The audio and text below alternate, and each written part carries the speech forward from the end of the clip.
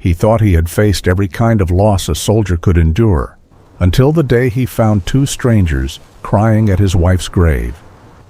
The boy had her eyes. The old man called her daughter-in-law. And in that moment he felt an emptiness he couldn't name. When love has gone and only the echoes remain. What would you do? Hold on to anger or choose grace and realize that love never truly dies, it just finds new hands to hold. Before the story begins, please help me with one small thing. One subscribe. I'm just a new storyteller trying to reach 1,000 hearts who still believe in kindness. Your support is what keeps me writing and sharing every day. May God bless you and keep you safe in His arms tonight. A light rain drifted through the pine trees, soft and steady, like breath upon glass. The air smelled of wet earth and salt, and somewhere distant, a bell tolled noon. Ethan Cole stood at the gates of Montgomery Cemetery, rain seeping into the folds of his tan field jacket. He was 37, broad-shouldered, his short brown hair silvered at the edges. His face carried the calm of a man who had seen too much and spoken too little. Beside him, Ranger, the 9-year-old German shepherd who had saved his life in Basra, moved with quiet precision, his coat damp but eyes alert. 10 days of leave. That was all the Navy had given him, and he had come straight here, to the grave of Anna, his wife, gone for 5 years. He carried no flowers, only an old envelope he'd never opened, the last letter she wrote before the explosion in Yemen. The path to her grave wound through rows of marble crosses slick with rain, the smell of wet grass, the low hum of wind through cedar. Ethan walked slowly, each step heavy with the rhythm of memory, the night he left for deployment, the tremor in Anna's voice when she said, "Just come home safe." He hadn't, not really. He had come back with bones intact, but the rest of him had stayed out there, scattered across the desert. Ranger paused, sniffing the air, tail low. Then Ethan saw them, a bent old man in a gray cardigan and a young boy kneeling beside the headstone. The man's shoulders shook with quiet sobs. His hair was white, face thin, worn by years of work and grief. The boy, maybe 11, was small but upright, his red flannel shirt bright against the gray of the morning. He was stacking pebbles one by one, careful, like a ritual. When the wind lifted, Ethan caught the child's profile, his mother's eyes, that soft blue that used to look at him through the kitchen window while she painted. For a heartbeat, the world tilted. He stopped breathing. The dog whined softly, sensing the tremor that passed through his master. Ethan took a step forward, his boots sinking into the wet ground. "Excuse me," he said, voice low, gravelly from years of shouting over gunfire. "Who are you visiting?" The old man turned, startled, wiping his eyes. "My son," he said, his tone carrying the faint trace of the South. "And her." He pointed to Anna's name carved into the stone. The boy looked up, puzzled, cautious. "Your wife?" the old man asked gently. Ethan nodded. "Anna Cole. She was my wife." There was a pause long enough to hear the rain whisper through the leaves. The boy's voice was small. "She was my mom." The word struck like a shell burst. No sound at first, only a hollow ringing. Ethan felt the world narrow around the boy's face. The freckles, the eyes, the faint cleft in his chin. Anna's features echoed in miniature. His throat burned. He wanted to speak, but could not. The old man, whose name he later learned was Walter Callahan, rose slowly and placed a trembling hand on Ethan's arm. "She never meant to keep him from you," he said softly. "She just didn't know how." The boy turned back to the headstone, whispering something under his breath, words lost in the rain. Ethan knelt beside him, his knees pressing into the cold mud. "What's your name, son?" "Eli," the boy answered without looking up. Ranger moved closer, lowering his head beside the child's hands. Eli hesitated, then reached out to touch the dog's wet fur. Ranger stayed still, eyes half closed, breathing slow. For the first time in years, Ethan felt something loosen in his chest, a small, fragile warmth where only emptiness had lived. He looked at the boy, at the trembling stones stacked like prayers, and whispered to the grave, "Anna, you left me more than memories." He didn't know yet how to be a father, but he knew with quiet certainty that he would try. The rain had stopped, leaving behind the faint shimmer of mist clinging to the stone. The world felt smaller under the gray sky, wrapped in silence. Ethan stood a few steps away, his boots sinking into the damp ground. His voice, when it came, was quiet but heavy. "Who are you visiting?" The old man lifted his head slowly. His face was lined, weathered by years, his eyes the still color of lake water in autumn. "My daughter-in-law," he said softly. "Anna Callahan, and this is my grandson, Eli." The name struck Ethan like a pulse. The old man continued, his voice steady but worn. "She was married to my son, Aaron. They divorced long before she met you. No bitterness, no blame, just life pulling them apart." Eli raised his head then, his red flannel damp at the shoulders, his breath fogging in the chill. He was thin, with hair falling into his eyes. Anna's eyes. He didn't speak at first, only looked at Ethan with a kind of gentle confusion, like a child trying to remember a face from an old photograph. Ranger approached him carefully, nose twitching, tail still. The boy held out his hand, uncertain. The dog sniffed once, then sat beside him, tail brushing the mud. That simple trust, wordless, unasked for, made Ethan's chest tighten. They stood there for a long time, 3 lives tied together by a woman who was no longer there. Walter, the old man, rose slowly, brushing soil from his knees. "Anna was special?" he said, his gaze fixed on the name carved in stone. "After the divorce, she still wrote to me. Christmas cards, little updates. She never spoke ill of you or my son, just kindness, even after pain." His voice broke just slightly. "Before she passed, she sent me a letter, said if I ever met you again, I should give it to you." He reached into his worn cardigan and pulled out an envelope, its edges yellowed, the ink faintly blurred by time. "I never thought I'd have the chance." Ethan stared at the envelope but didn't take it. His hands hung at his sides, trembling. The name on the front, Ethan Cole, was written in Anna's careful hand. The sight of it made the air leave his lungs. Walter stepped closer, pressing it gently into his palm. "She said it wasn't goodbye," he murmured. "It was something else." Ethan nodded, but couldn't speak. The paper was soft, almost warm, like it had been waiting all these years. He wanted to open it, but his heart wasn't ready. He tucked it into the inner pocket of his jacket, near the place where he could feel his pulse. Eli's voice broke the silence. "Did you know her long?" His tone was simple, innocent. Ethan looked down at the boy, his throat tightening. "Long enough to know she changed me," he said. The boy nodded as if he understood something deep beyond his years. Ranger leaned against Ethan's leg, a quiet reminder of the present moment. When they parted, the mist had thinned. Walter put a hand on Ethan's shoulder. Before leaving, "Don't wait too long to read it," he said. "Sometimes the dead still have a way of saving us." Ethan stood there as they walked away, the boy turning once to wave, a small gesture, but enough.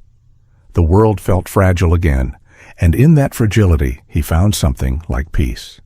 He knelt by the grave, resting his hand on the cold stone. "I found them, Anna," he whispered, "and they found me." He stayed there until the clouds broke, and the first thin beam of sunlight touched her name. The evening light came soft and amber through the kitchen window, laying long stripes across the worn wooden floor. Outside, the rain had quieted into the hush of dripping eaves. Walter Callahan's home was small, the kind of house that smelled faintly of pinewood and old books.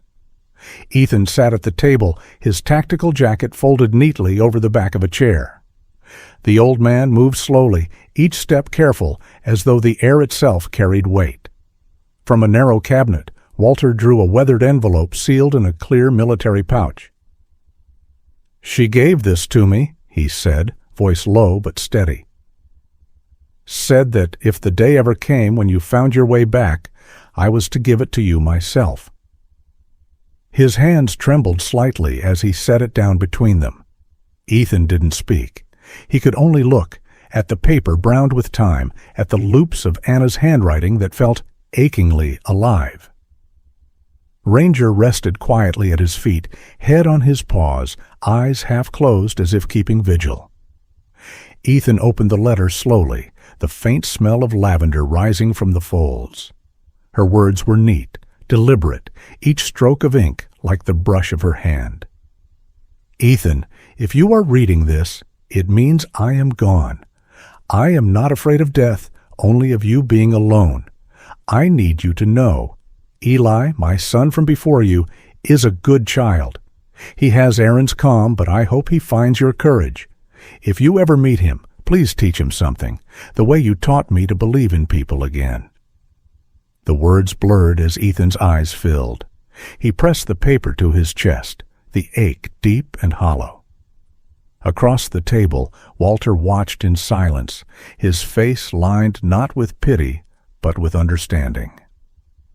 "She believed in you, son," he said softly, even when she knew her time was short. The air felt still, sacred almost. Ethan wiped his eyes, folding the letter carefully, as if afraid it might crumble under too much touch. "She didn't tell me she was sick," he whispered. "She didn't want to worry you," Walter answered. "That was Anna's way, always protecting someone, never herself." He poured 2 cups of coffee, dark and steaming, his old hand steady again. "She used to visit here sometimes, brought Eli when he was small. The boy still remembers sitting by that window, drawing on napkins while she read him stories." Ethan followed the old man's gaze to the window pane, glowing with fading gold. He could almost see her there, hair loose, light in her eyes, a child laughing beside her. He took a slow breath, the kind that ached on the way out. When he rose to leave, the night had fallen in quiet layers. Walter handed him the envelope again, now sealed in a clean sleeve. "You keep it close," he said. "Words like that, they heal in their own time." Ethan nodded. "Thank you." At the door, he turned once more to the small living room, to the old man standing beneath a framed photograph of a younger Anna holding Eli. "She was happy once," Walter murmured. "You gave her that." Ethan's voice was barely audible. "She gave me more." Outside, the air was cold but gentle. Ranger trotted ahead, paws brushing through wet leaves. Ethan paused under the porch light, the letter safe in his pocket. Somewhere within its folded paper lived the sound of her voice, the warmth of her hands, and a request he could not ignore. He looked toward the dark street where a boy and an old man had disappeared hours ago, and whispered, "I will teach him, Anna. I promise." The porch light flickered once, then steadied, as if to seal the vow. Morning light poured softly through the thin curtains of Walter's porch, laying a golden hue over the chipped fence and the small patch of grass where Ranger waited patiently. The air smelled of dew and pine. Ethan had begun visiting often, at first out of duty, then out of something gentler he couldn't quite name. He brought groceries, fixed the hinges on the back gate, and replaced the old fence boards one by one. Walter would watch from the porch with quiet gratitude, sipping coffee that steamed in the cool air. Eli, meanwhile, had found a friend in Ranger.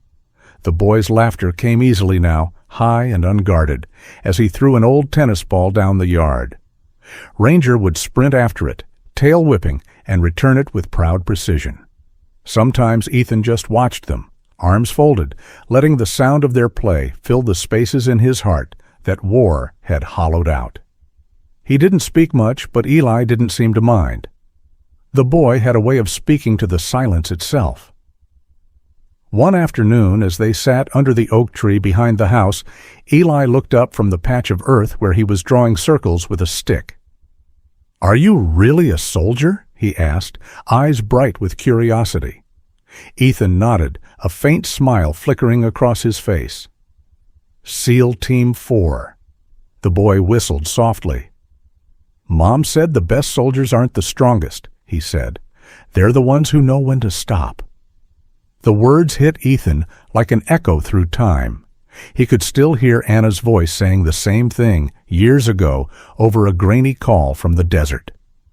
"Promise me, Ethan, one day, when the fight is done, you'll learn how to stop." He didn't answer right away. Instead, he looked out toward the fading line of trees where the afternoon light turned every leaf to gold. "Your mom was right," he said finally. "She usually was." Eli smiled, simple and true. "I think you're like her," the boy added.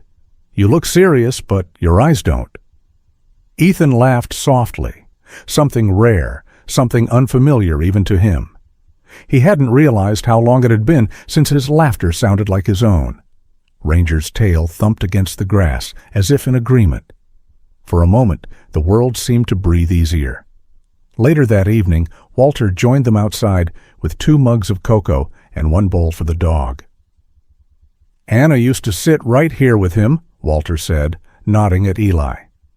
"Told him stories about faraway places, about soldiers who carried more heart than bullets." He looked at Ethan then, his eyes kind but searching. "I reckon she saw that in you before you ever did." Ethan didn't reply.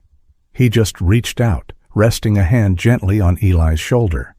The boy leaned against him without hesitation. The simple weight of that small shoulder felt heavier, truer, than any weapon he had ever carried. When they said good night, Ethan lingered by the gate, looking back at the porch light spilling warmth across the yard. Ranger pressed close to his leg, eyes lifted. Ethan whispered, almost to himself, "She wanted me to stop fighting. Maybe this is how." The wind stirred the leaves, soft as breath, and for the first time in years, he didn't feel like a soldier standing alone. He felt like a man coming home.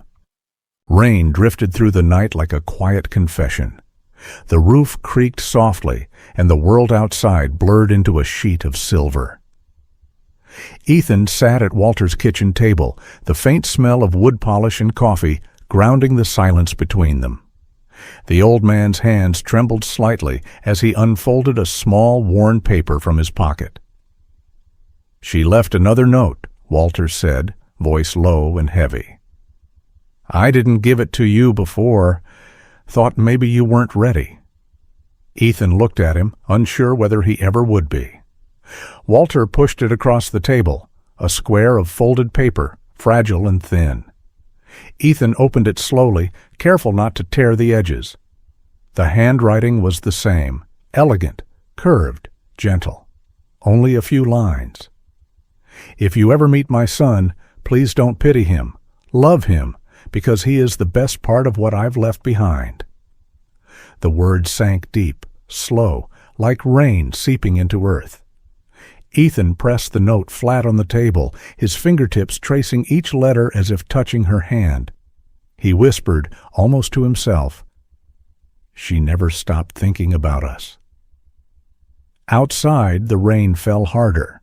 Ranger stirred by the door, tail twitching. Through the window, Ethan could see Eli running barefoot across the yard, chasing the dog through puddles that reflected the porch light. The boy's laughter carried through the downpour, light, wild, alive. For a moment, Ethan didn't move.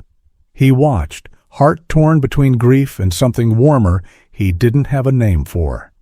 Then quietly, he rose and walked to the door. Walter's voice followed him softly. "Go on, son. She'd want you to." The air hit cold and clean as he stepped outside. The rain soaked his shirt within seconds, but he didn't care. Eli stopped mid-run, surprised, his small face glistening with raindrops. "You'll catch cold," Ethan said, half smiling, his voice gentler than it had ever been.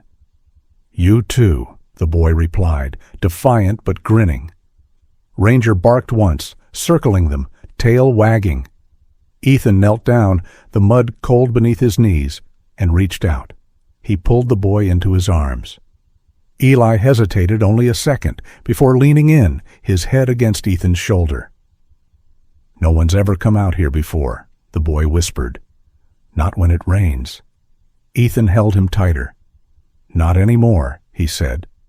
"No one lets you stand in the rain alone again."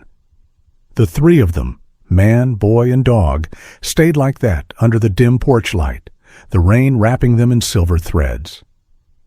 It wasn't family yet, not in the way the world might define it, but it was something close, something real.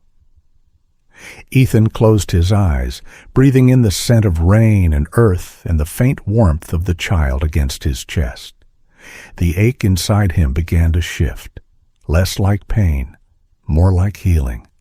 Somewhere beyond the clouds he felt certain Anna was watching, her voice carried through the storm, whispering the same promise that had once saved him. "You're home now." The morning light came thin and white through the window blinds, cutting faint stripes across the floorboards.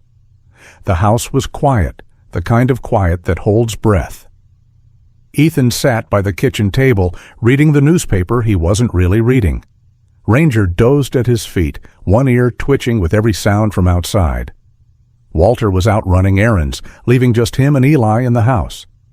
The boy had been unusually quiet that morning, wandering from room to room, curious but thoughtful. Then a small sound came from the hallway, a drawer opening, a faint rustle. Ethan didn't think much of it until Eli appeared at the doorway, holding something in his small, trembling hand. It was the letter. Anna's letter. The one he had kept folded in the pocket of his jacket, the words nearly memorized but never spoken aloud. Eli's eyes shimmered with confusion and something deeper, like a wave that had broken too soon. "You're the man Mom wrote about," he said, voice shaking. "Aren't you?" Ethan rose slowly, his throat tightening. He didn't deny it, just nodded, once. The boy's fingers clutched the paper tighter. "She said you'd teach me to believe in courage and kindness." His voice wavered at the edges. "She said you'd come back." Ethan took a step closer, his boots soft against the old wood. The letter fluttered between them like a fragile bridge. "She was right," Ethan said quietly. "I promised her I would." Eli looked down at the paper again, tracing his mother's writing. "I don't have a dad," he said finally, the words barely more than a whisper. "But maybe I could have you?" For a moment, neither of them moved. The air felt heavy with rain again, though the sky outside was clear. Ethan knelt down so their eyes met, steady and warm. "No," he said softly, placing a hand on the boy's shoulder. "You do have a father. He was a good man, and he loved your mom before I ever did. He'll always be a part of you, but if you mean—" his voice caught slightly. "If you mean you need someone to stand with you, to teach you, to stay, I can do that." Ranger shifted beside them, rising to his feet and resting his head on Eli's knee. The boy smiled through the blur of tears, fingers curling into the dog's fur. Ethan watched the small hand disappear beneath that familiar coat, remembering all the battles that dog had survived by his side. He realized this kitchen, this boy, this moment, was the first real peace he'd fought for. He reached out and drew Eli into his arms, feeling the boy's heartbeat press against his chest. "You're not alone anymore," he whispered. "Not while I'm here." Ranger gave a low, contented sigh and lay down at their feet, as if guarding a promise older than words. Outside, sunlight broke through the clouds, spilling across the porch and into the room, catching the edges of the letter still lying on the table. The ink shimmered, faintly, as if alive again in the light. The dawn broke pale and trembling over the small town, painting the lake in faint silver. Mist clung to the windows, and somewhere a lone bird called through the quiet. Walter's breathing had grown shallow. The old man lay on his bed, face turned toward the weak morning light. Ethan sat beside him, the weight of unspoken words heavy in the room. Walter's hands, once steady and strong, now trembled slightly as he reached for Ethan's. His voice came thin, like wind through leaves. "Stay with him, with Eli," he murmured, "at least until he's strong enough not to need anyone." Ethan bowed his head, his grip tightening around the fragile hand. "You have my word," he whispered. Walter's eyes softened, a faint smile ghosting across his lips. "Good. She'd be proud of you, both of you." Moments later, the old man's breath slipped away, quiet as the last sigh of the night. Ethan sat still for a long time, his tears falling onto the wrinkled skin of the hand he wouldn't yet let go. The funeral was simple, a wooden casket beneath a lone oak tree, the sound of the wind moving through branches like a hymn. Eli stood close to Ethan, dressed in a dark jacket too big for his small frame. The boy didn't cry, only held Ranger's leash tightly, as if drawing strength from its warmth. When the service ended, Ethan rested a hand on the boy's shoulder. "We'll go somewhere quiet for a while," he said softly. "Your mom once talked about a lake house she loved. Let's see if it's still there." And so they drove north, past miles of pines and mist, until the road ended at a house by the water, wooden, weathered, and half forgotten, but filled with the kind of silence that heals. The first morning there, Ethan woke Eli before sunrise. The air was cold, sharp with pine and dew. Ranger waited by the door, tail sweeping softly. "We start the day right," Ethan said, handing Eli a pair of worn sneakers. "What's the first thing seals learn?" Eli rubbed his sleepy eyes. "Not to give up, even when it hurts?" Ethan smiled faintly. "That's right." They ran along the shore until the sun crept above the trees, golden light spilling over the water. When they stopped, breathless and laughing, Ethan taught him how to steady his heartbeat, how to face cold water without fear, how to trust himself when things got hard. "You think your mom would like that?" Ethan asked. Eli nodded, catching his breath. "Yeah," he said, smiling. "She'd say you're too strict, though." Ethan laughed quietly, the sound small but real. She always did. As the sun rose higher, the lake shimmered like glass. Ranger bounded through the shallows, barking with joy, and Eli chased after him, splashing water everywhere. Ethan stood at the edge of the dock, watching them. For the first time in years, he felt something close to peace, not the peace of silence, but of purpose. Walter's words echoed in him, quiet and enduring. "Stay with him until he's strong enough." Ethan whispered into the wind, "I will." The light touched his face, warm and gold, and in that still morning he knew he'd found his new mission, one not written in orders, but in love. The dawn came slow, pale gold over the lake. Mist floated on the water, thin as breath, while the cabin stood silent under the trees. The stillness felt heavy, like the calm before goodbye. Ethan folded his uniform carefully, each crease sharp, each gesture deliberate, as if order could steady the ache in his chest. His leave was over. 10 days had passed like smoke. He watched Eli tie his shoes by the door, face half hidden beneath the brim of his cap. The boy was quiet, pretending not to notice the packed duffel bag resting beside the table. Ranger paced near the window, uneasy, sensing something was ending. "You're leaving," Eli said finally, his voice small but steady. Ethan hesitated, then nodded. "Duty calls, kid."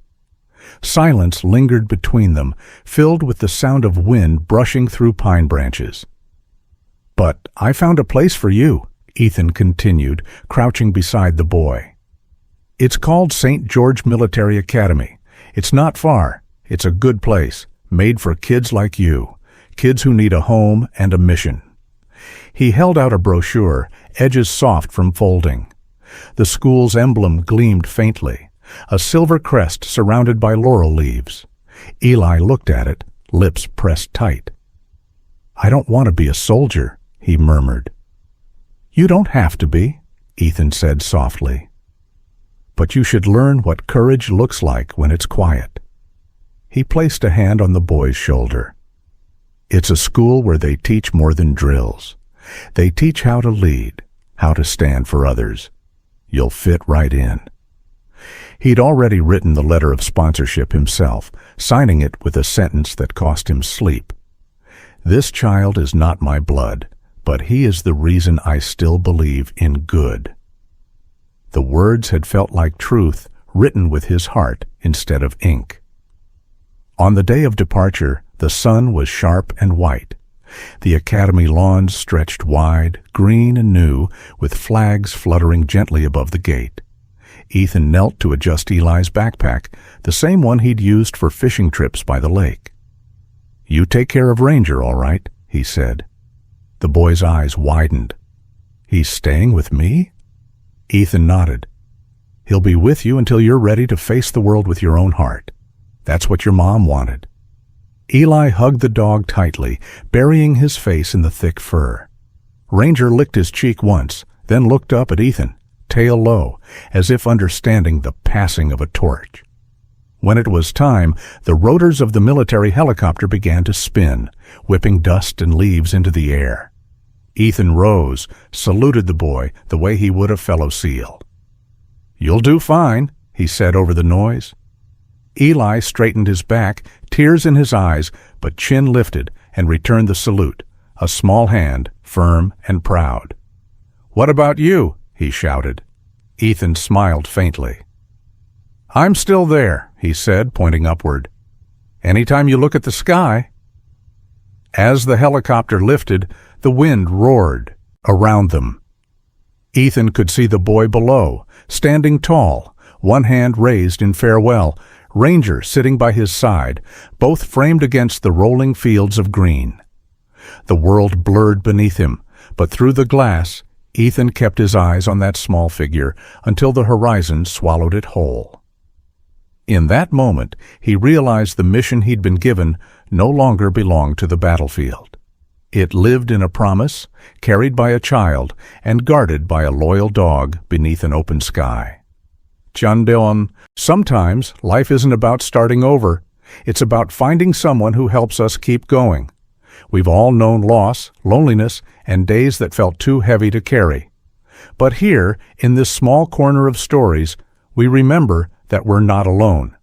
No matter where you are tonight, in a quiet home, an empty room, or a heart still healing, you belong here with us.